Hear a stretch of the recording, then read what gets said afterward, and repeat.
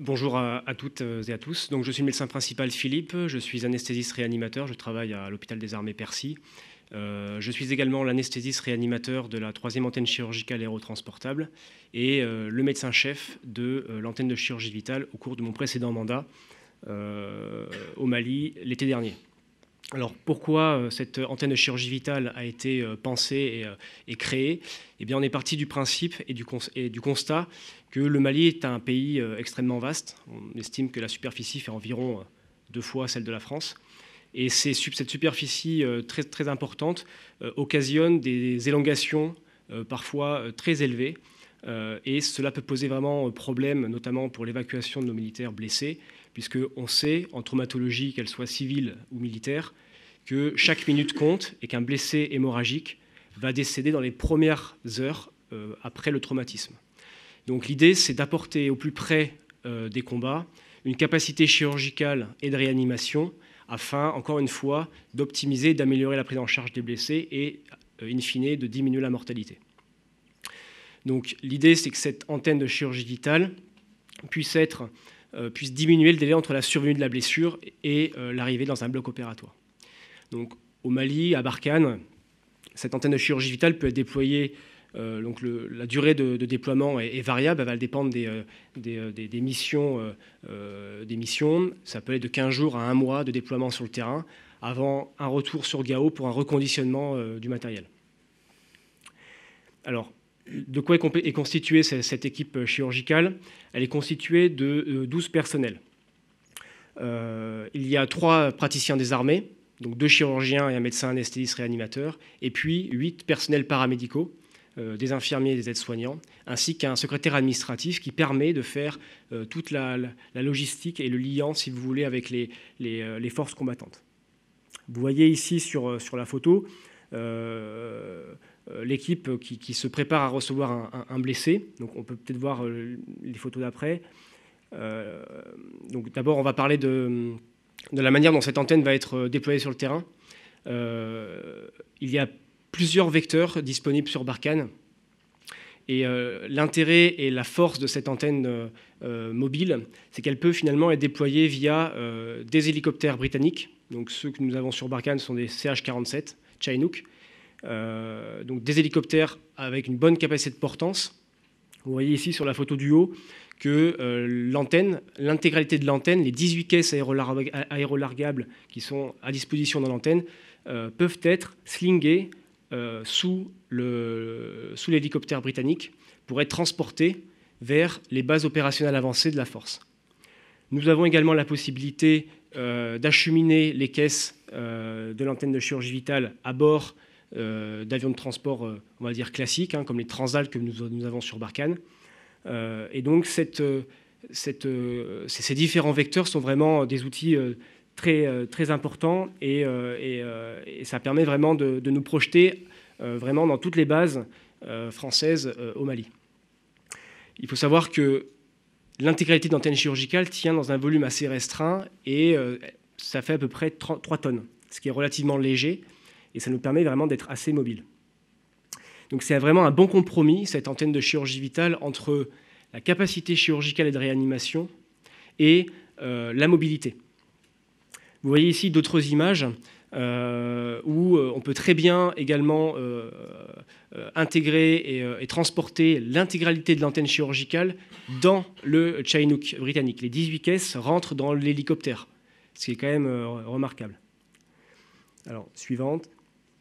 Alors, qu'est-ce que ça donne une fois déployé? Alors, il faut savoir qu'une fois que nos caisses arrivent à destination, au niveau d'une base opérationnelle, il nous faut environ 45 minutes à 1 heure pour la monter intégralement. Donc, c'est-à-dire qu'au bout d'1 heure, on est en mesure de prendre en charge nos premiers blessés. Alors, elle est constituée de 2 tentes. Une première tente un peu grande qui permet l'accueil au déchocage des blessés.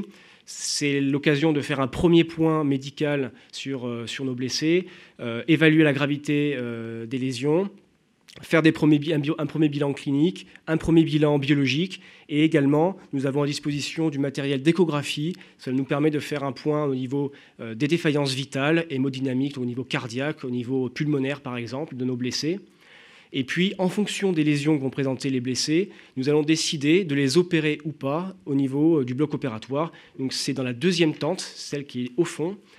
C'est une tente dédiée à l'opération chirurgicale à proprement parler. Alors, suivant. Combien de blessés on peut prendre en charge? Alors, c'est très variable. Vous imaginez que chaque blessé va être différent. Tout va dépendre des lésions qu'ils vont présenter.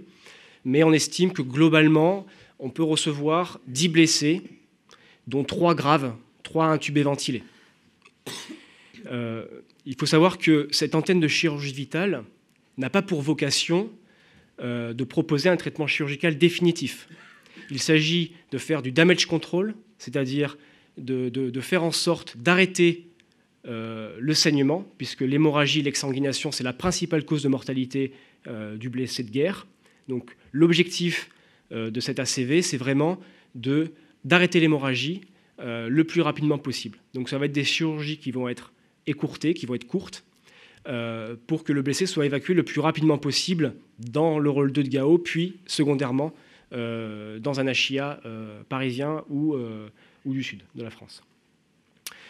Nous pouvons faire tout type de chirurgie vitale. Nous avons à disposition du matériel pour faire de la neurochirurgie, pour faire de la chirurgie cardio-thoracique, de la chirurgie viscérale, de la chirurgie orthopédique, de la chirurgie maxillofaciale.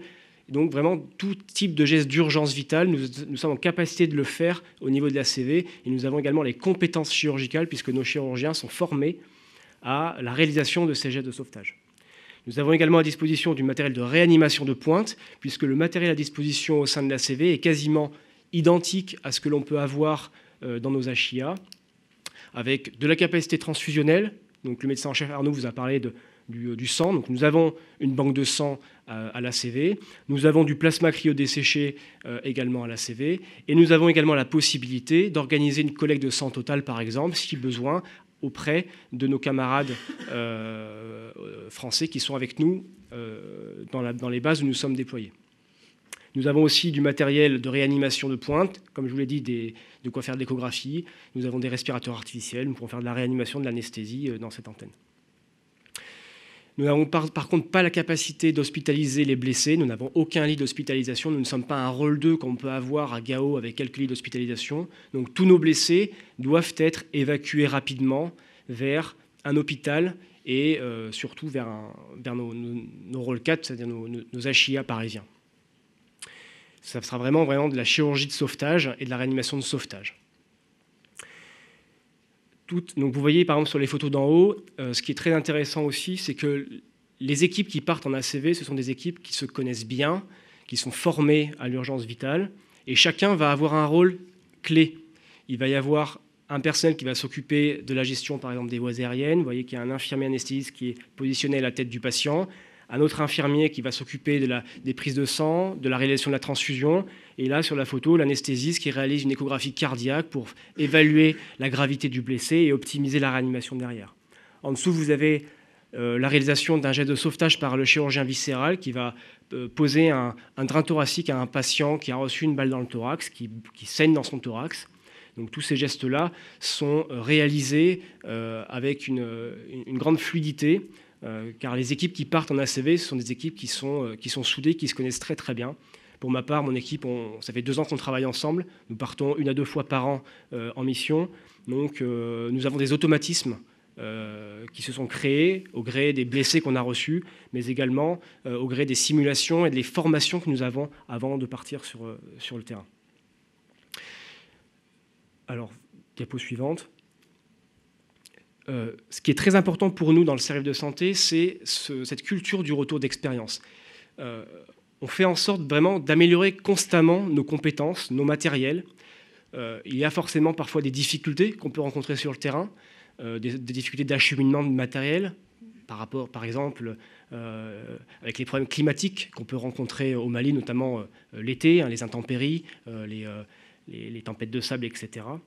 Donc toute cette chaîne logistique, elle est optimisée et elle s'améliore d'année en année. Et cette culture du rétex, de retour d'expérience et tous les témoignages que nous faisons régulièrement permettent vraiment d'optimiser la prise en charge du blessé. Cette ACV, elle a été créée il y a 2 ans. Ça fait maintenant, on a un petit peu de recul.